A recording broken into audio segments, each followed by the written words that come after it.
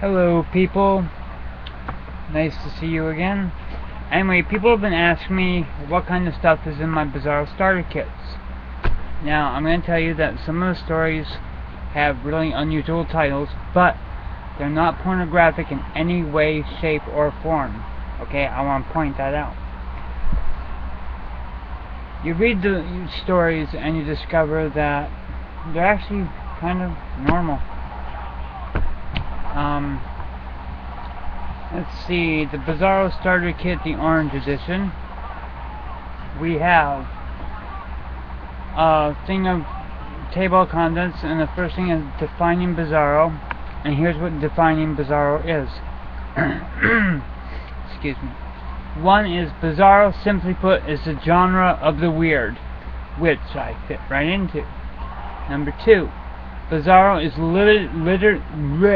oral dyslexia fucks you up every time. Bizarro is literature's equivalent to the cult section at the video store. You know, the cult section like the Rocky Horror Picture Show, the old Godzilla movies, you know, those old monster movies you see where you can actually see the strings holding up the puppet monster. Okay? 3. Like cult movies, Bizarro is sometimes surreal, sometimes goofy, sometimes bloody, and sometimes borderline pornographic. Notice it said borderline, not outright pornographic. 4. Bizarro often contains a certain cartoon logic that, when applied to the real world, creates an unstable universe where the bizarre becomes the norm and absurdities are made flesh. Number 5. Bizarro strives not only to be strange, but fascinating, thought-provoking, and above all, very fun to read. I can attest to that. 6. Bizarro was created by a group of small press publishers in response to the increasing demand for good, weird fiction and the increasing number of authors. And number 7 is Bizarro is Franz Kafka meets Joe Bob Briggs, whoever the hell that was. Dr. Seuss of the post-apocalypse. Japanese animation directed by David Lynch. Well, that last part I don't quite agree with, but oh well. For more information on the Bizarro genre, visit Bizarro Central at www.bizarrogenre.org. For those of you who don't know how to spell genre, it's G-E-N-R-E. Quite easy to pronounce. Okay, now here's the rest of the table of contents for the Orange Edition. By Dr. Harlan L. Wilson. At the Funeral. Cops and Bodybuilders. Hairwear Incorporated. The Man with the Thick Black Spectacles. Classroom Dynamics. Digging for Adults. I haven't read that one, so I don't know. One of my favorites by Carlton Mellick III is The Baby Jesus Butt Plug. You have to read it to believe it. Another favorite is by Jeremy Robert Johnson, The Extinction Journals. Very awesome story. And if you get the chance for that, and the Carlton Mellick one alone is well worth the $10 you pay for this particular starter kit book. Kevin L. Donaghy, The Greatest Fucking Moment in Sports.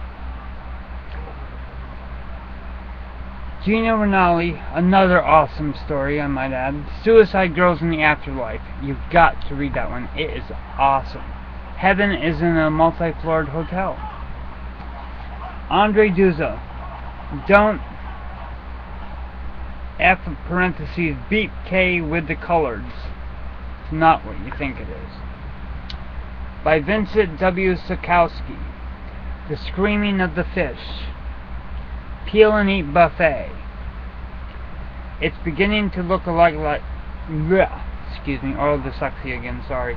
It's beginning to look a lot like Ragnarok. You know, Ragnarok is the ancient Norse mythology of the end of the world, okay? Steve Beard, Survivor's Dream. John Edward Lawson, Truth in Ruins. And the last author, Bruce Taylor, The Breath Amidst the Stones, A Little Spider Shop Talk, Of Tuna Fishing Galaxies, and City Streets. All very good to read. And in the Bizarro Blue Book, starter kit. We have by Ray Fracalossi. God, I hope I pronounced that right. Fun with Dan and Joan. Body in Motion. The Intruder. The Birthday Party. Cornflakes. The Man Who Saw Giraffes. No, he wasn't drunk. The Quest. The Surprise Party. A Child's Guide to Real Small Planets. The Dinner Party. It's a Jungle Out There. Me and the Martian. That was an okay story. I wasn't quite into it, but it was okay. Jeremy C. Shipp. Flapjack. Jordan Crow. The Longheads. Michael Hansen. Michael is spelled M-Y-K-L-E. If I'm not pronouncing that right, someone please tell me. The name of the story is Monster Cocks. No, it's not exactly what you think, unless you live on a farm. Anderson Prunty. The Devastated Insides of the Hollow City. Eckhard Gerdes. Nin and Nan. Don't ask, I haven't read it. Bradley Sand. Cheesecake Smash Up. Now this one I have read. It's about McDonald's and Burger King and all those fast food joints. They're actually giant robots who go to war for fast food supremacy. It's kind of weird, kind of fun. You'll love it. Trust me. Steve Aylett, Salmon Space. Kristen Tibordo, The Order of Operations. And by Tony Roche. I think it's pronounced Roach, but I'm not sure. What You're Missing. Big Head. At the Shoe Store. The Egg. The Stench. As I Tumble Softly Through the Sky. And the last story, Something Anything. But one thing I need to point out to you is in the back of all these bizarre books, they have a list of publishers. And I don't know if you can see this, people, but they have like a catalog in the back of the books, which shows all the wonderful bizarro books that you can get. Yay! See?